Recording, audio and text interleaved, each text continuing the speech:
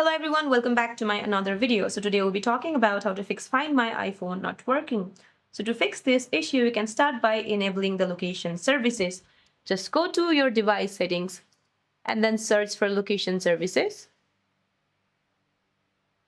Once you go to location services, scroll down to Find My and make sure that the location access is set to while using the app and the precise location is turned on. Now the next what you can do is go to your iPhone settings one more time and then tap on your name at the top of your screen. Now go to Find My. Now go to Find My iPhone and make sure that the Find My iPhone and Find My network is turned on. Now the next what you can do is inside the Find My app, make sure that Share My Location is active, especially if you're tracking with family.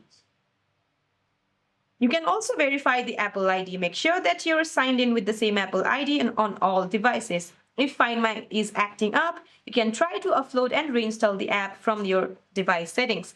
So that's it for this video, guys. I hope you liked this video. See you in my next one.